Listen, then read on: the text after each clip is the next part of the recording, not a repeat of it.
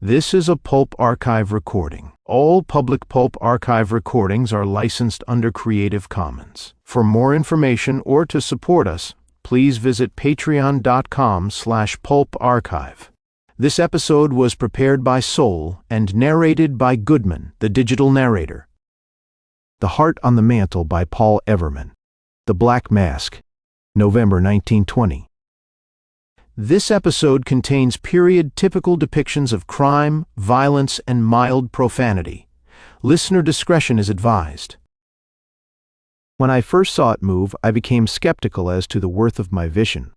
A dead man's heart cut from his body, sealed in a glass jar of alcohol. Why should it move? How could it move? This heart was by far the most horrible thing in Leon Campo's collection of human debris. As his roommate and fellow student in medicine, I had tolerated the clutter of bones and skulls he had picked up, also the immaculate skeleton which leered grotesquely at me from its tall glass-doored case.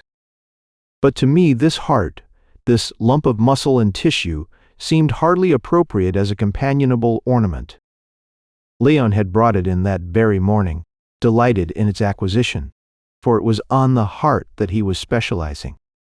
He had secured it, he explained, with the connivance of a keeper of the morgue. He had bribed this keeper, he told me, to allow him to remove the heart from the body of a derelict who was to be buried that morning in the porter's field. A clever fellow, Leon. The heart was now where he had placed it, in its jar on the mantel, a reddish-brown lump that seemed but a deep shadow against the vestal whiteness of wall that rose behind and above. With one elbow propped on my littered study table, I watched the thing nervously. Had it really moved, or was my imagination flighty? There, it moved again, I was sure. Yes, it moved, an almost imperceptible flutter in its liquid preservative. I stared. It jerked. Again. Again. The jerks were weak, clumsy, measured. The thing was coming to life. It was beating. I shuddered and glanced quickly behind me all about the room. But I was alone. Alone except for a dead man's heart. Lion was away on one of his nightly amours, and Frane number 231. Bourlin, a fellow student who was specializing in diseases of the lungs, my own major, had spent the earlier part of the night with me. We had little of the brilliance of Leon, who at a glance could grasp the meaning of an entire page and retain it, who could hear more with a stethoscope than we could see with our eyes, whose skill with the knife had aroused admiration from the greatest surgeons of the faculty. No, we were grubs. We worked for what knowledge we got, but when we got it, we did not boast of it as Leon boasted of his accomplishments. Franand, number 231. Wah had left at 9:30. And it was after 10 when I noticed the first movement from the heart. Its beats were now growing stronger. I could see the alcohol ripple in tiny waves with each rhythmic beat. I listened and heard a gentle splash, splash, splash, as regular yet not so metallic as the ticking of a watch. Suddenly the heart flopped convulsively and drifted with the gentlest movement to the top of the jar. It was beating steadily now. It circled slowly about the jar like an exhausted bird not sure of its direction. It's impossible, I muttered to myself. It can't be. It's my nerves, my mind. I've worked too hard. I must be careful. By a supreme effort, I forced my eyes from the devilish thing. I rummaged wildly in my desk till I found my syringe, my bottle of morphine.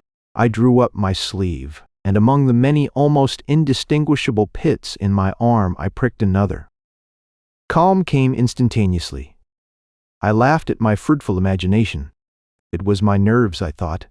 I will tell no one. And with freshened courage, I turned and gave a bold stare at the jar on the mantel. The heart had stopped beating, was lying silent, inert, in its diaphanous grave, when Leon came hurrying in. A half-hour later, I was getting ready for bed. His sallow, carelessly wrought features were splashed with the high color that is raised by much wine and aroused ardor. "Henry," he cried, throwing aside his hat and ulster It has been a wonderful night. You should have had a girl and been with me, mon ami. I was surfeited on this kind of talk every night, but I hid my shrug and asked, and where was it, the wonderful time? At the café number 233, Noir. Sacret number 233, Fanchette is delightful. A wonderful companion. But you know her, mon Henry. Yes, I knew her, Fanchette, a mischievous imp of femininity. I had been with Leon to the Café Hound, number 233, Noir, a modest tavern owned and managed by Fanchette's husband. Monsieur Leblanc, a jolly little fellow, so amorous-hearted and so trustful of Fanchette that, before his very eyes, she had carried on a flirtation with Leon. She was infatuated with him, that I could see, and here of late he had become infatuated with her. But, I said to Leon, what of the little girl back in Bayonne, Nina, the girl who writes to you each day, the girl you are to marry? What of her? Have you written to her this week? He eyed me for a moment of hostility. Certes, I have written to her, but I knew he lied. Lying was a habit with him. Quel diable, he burst out angrily after a moment. Why do you ask me that? How does it concern you? Am I an old owl like you to sit around poring over books hour after hour, day after day? None. I am no owl. I have life. I love. I enjoy myself. I am happy, till I see your gloomy face. Tiens, I provide for you. I give you room. I give you clothes, yet you correct me. I did not argue with him, for I knew that he was partly right. He was rich, I was poor, and after all, his amours were none of my business. Frananda, number 231. Moi came to study with me the next night, for on the day following a final examination yawned before us. We worked hard nervously, and when Fran Ain number 231, Moi finally took his leave, my head was near bursting with thumpy aches. But obsequious to duty, I bent over my study table and began to review some of Rolaire's pamphlets, wonderful treatises on heliotherapy and artificial pneumothorax. Outside, rain splashed down heavily, as if to crush my night-blackened window panes. The cry of the storm was the morning cry of wretched, lonely beasts. But I read on and on till the words of Rolaire became but dancing specks before my eyes. Suddenly, as if drawn by some subconscious power, I raised my head, turned slowly and stared at the mantel. My eyes found the heart, in its tall glass jar, its reddish-brown shape sharply defined, against the white background of wall. It was beating more stanchly than on the night before, as if it had regained a lost vitality. At the top of the jar, the alcohol rocked and lowered in gentle wavelets with each heartbeat. I listened, intently, fearfully, and above the dull beating of rain and the whistle and howl of the wind, I at last managed to detect a sound of splashing in the jar. The sound came steadily, a gentle purring, splash, splash, splash, with each heartbeat, with each wavelet. I tried to take my eyes away, but I could not. I was held by the thing's devilish charm. As I watched, the beats became thuds. The heart gave a clumsy jerk, then floated slowly to the top of the jar. For a moment it swam about uncertainly from top to bottom, from one side to the other. Then its movements became rapid, agitated, violent. It dashed about frenziedly like a frightened bird vainly trying to escape from its cage. The jar rocked with the violent motion. I heard it, I saw. With a jerky hand I wiped the cold sweat from my forehead. My God, I thought, am I going mad? I tried to take my eyes away and failed. I must do something. With all the power of will and muscle I could summon, I sent my right hand groping about the table. At last my fingers found the syringe, and later the magic bottle of morphine. Somehow I managed the injection. Calm came again.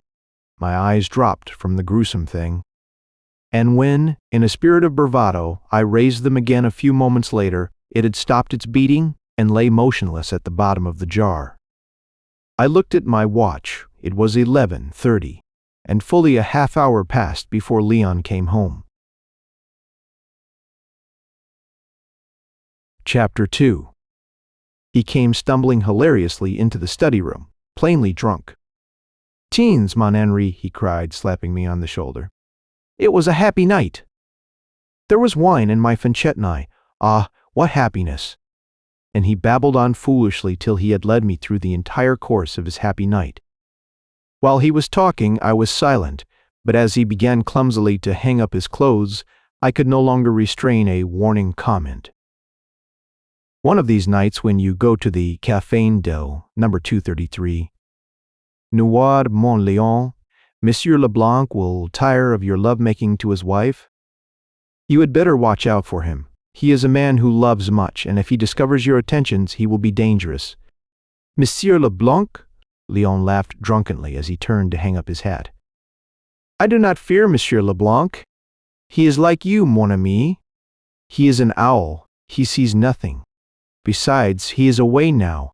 He has gone to the country for a few days. He would buy a farm. He would put my Fanchette on a farm. PN number 233. Care. But while he is gone, Fanchette and I are happy. She has hired a waitress to take her place, a lean waitress with brick-colored hair. Fanchette acts as manager. I am her assistant. Ha! It is amusing. But is it not an ideal arrangement?" My silence seemed to anger him. As he watched me, his leer changed to a glare, and finally he burst out, "But why do you tell me to be careful? You have corrected me again. How is it your affair? I will mind my own business, and you shall mind yours. You disgust me." But he was in a better humor the next morning, and when I came into the study room, I found him staring rapturously into the glass jar on the mantel. "Come, mon ami," he exclaimed, "and admire with me the consummate skill with which I removed this organ. Ah! Was it not an artistic job? A wonderful specimen, mon Henri, just what I need for study. I will be a great surgeon, n'est-ce pas?" "You should have specialized in the heart, Henri. The old lungs that you study are of no use except for breathing, like bellows, such as blacksmiths use. But the heart, it is the organ magnifique. It is the heart that sends out blood that is like the richest of wine. It is the heart that puts the glow to my Fanchette's cheeks. It is the heart that gives us happiness, emotion, love. A wonderful thing, Henri, wonderful." I failed miserably in my examinations that day, but from the triumphant expression on Leon's face when I met him early in the evening, I knew that he had succeeded as completely as I had failed. The situation was galling to me. I had worked slavishly, he had trifled and loafed. Yet I had lost and he had won. After a hasty dinner at my pension, I hurried to my room as usual. Leon was gone partly because of a crushing headache and racked nerves, and partly because of a desire to be entirely alone in enduring the day's disappointments. I went to bed. But I did not sleep. I tossed and rolled. I thought, suffered, despaired. Finally I got up, jerked one of Leon's richly hued robes about me, and went into the study room.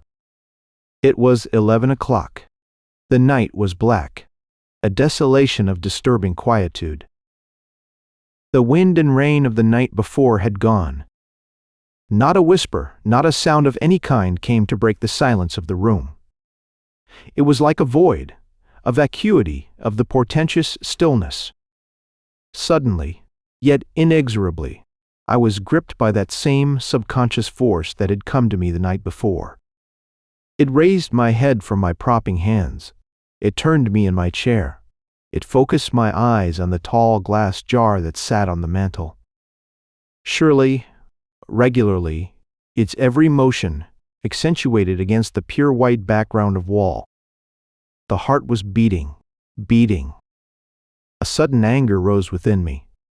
I am going mad, I thought desperately. I would seize the jar and its devilish contents. I would smash it, hurl it from the window. But to carry out my resolution, I could not summon the strength of a single muscle. I was helpless. As I watched, the reddish-brown lump began to swim about the jar. Its beating was measured like a funeral tramp. I could hear it, its splashing sound thudding mightily in the deep stillness. Suddenly, there came a tremendous splash. The heart dived to the bottom, floundered for a moment, then again shot to the top. Its motion was so rapid that my eyes could scarcely follow it. It churned the liquid, it dashed and darted about madly, frantically. It thrashed about in the alcohol like a wounded shark in the agony of death. The thing has a soul, I thought, and it is troubled, disturbed. The jar rocked, almost overturned from the violent movement within. The heart veered, dodged, banged upward, then shot down. Yes, the thing must have a soul. I tried to take my eyes away. Fruitless effort.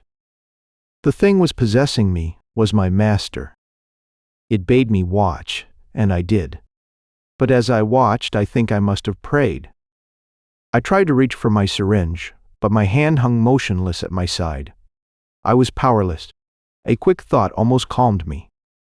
I will see now, I told myself. I will see whether it is my nerves, whether I am going mad. I will fight it without the morphine. I will fight it, and if it ceases moving, I will have won. My situation was no longer terrifying. It became a game, a battle. I was fighting, playing against the reddish-brown streak that thrashed continuously against its background of white.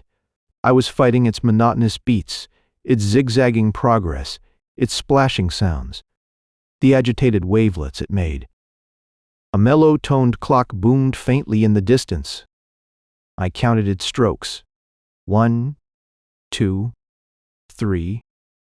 The heart shot to the middle of the jar, for a moment became wholly rigid. Then its beating slowed. I stared, listened. Yes, its beats were timed exactly with each stroke of the clock.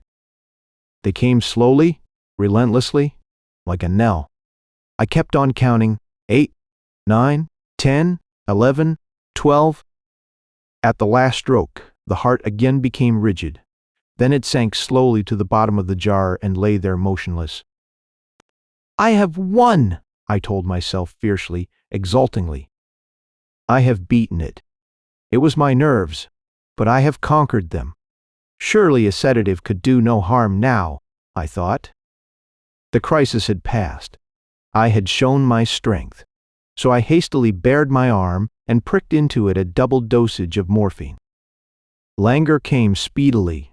I decided to not wait for Leon, so I went to bed, fell into a heavy sleep, and dreamed. I dreamed about the heart, this reddish-brown lump on the mantel. I dreamed that it had eyes, that it watched me. I dreamed that it had a soul that was troubled and that troubled me. I dreamed that it had power invisible and terrible, power that charmed me, cowed me, molded me, tortured me. I must have slept solidly throughout the night. I do not remember of awaking a single time. All I remember is that it was a night of hideous dreams, against which I was powerless. I was awakened by a clatter at the stairs, by a pounding on the door, by a voice crying shrilly, queerly, "Henry, let me in! Henry, let me in!" I sprang up into the study room and opened the door. Fran, number 231, Berlin, stumbled, in his face as chalk-like as the white of his eyes. "Henry, haven't you heard?" he began in a panicky tremolo. "Heard," I stammered. "What?" "About Leon. Ah, it is terrible. All on account of that woman, Fonchateau. Leon has been arrested, has confessed.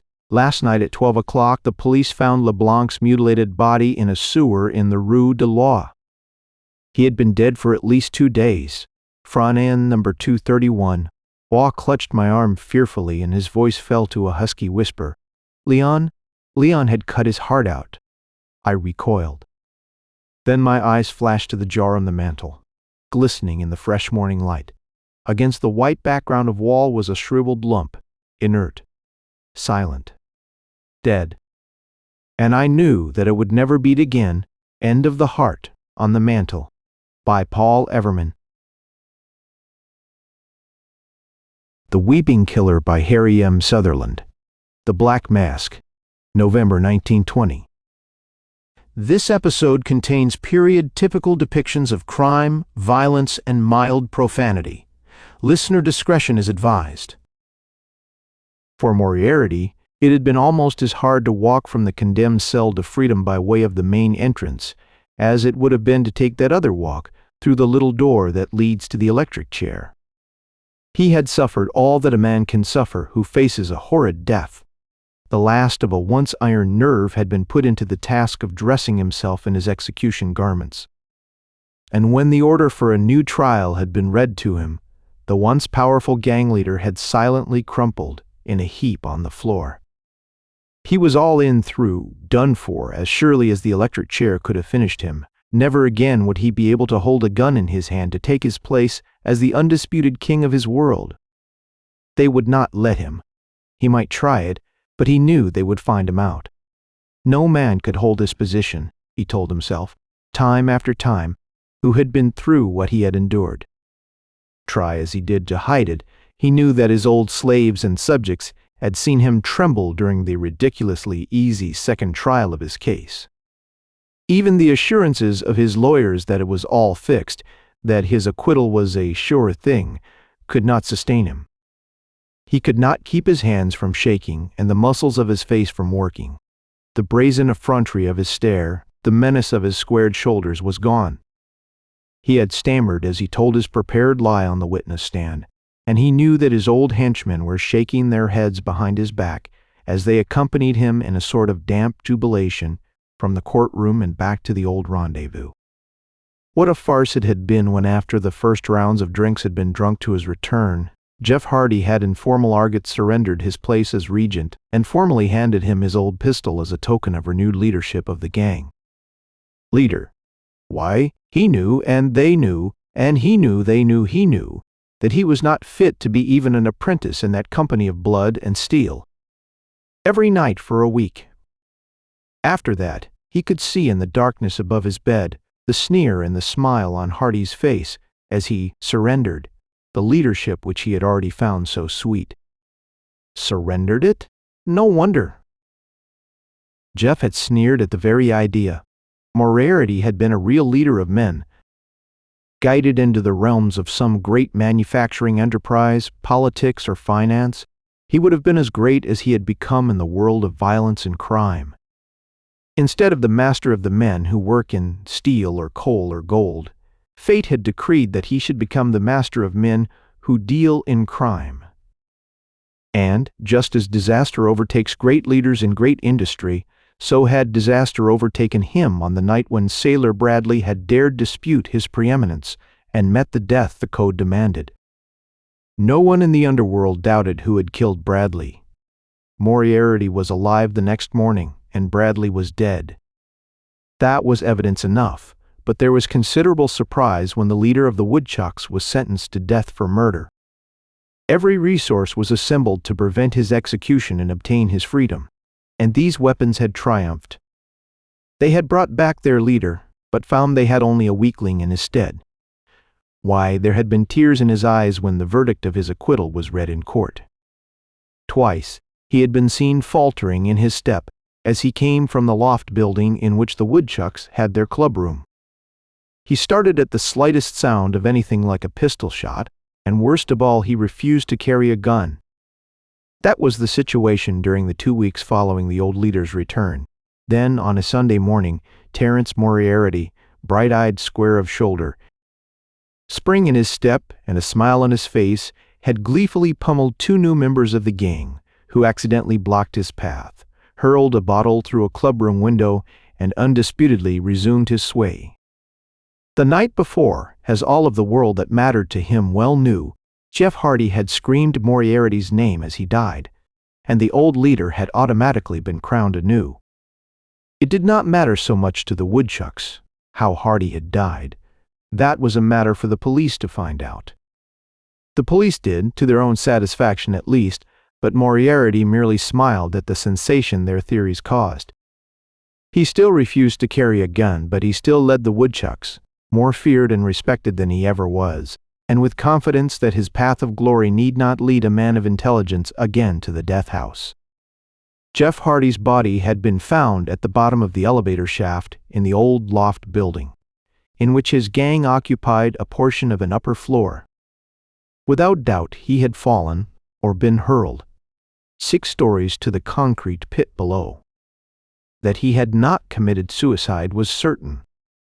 There was no reason why he should, in the first place, and in the second place. 2 reliable witnesses swore they had heard him cry, "Damn you, Moriarty," as he fell.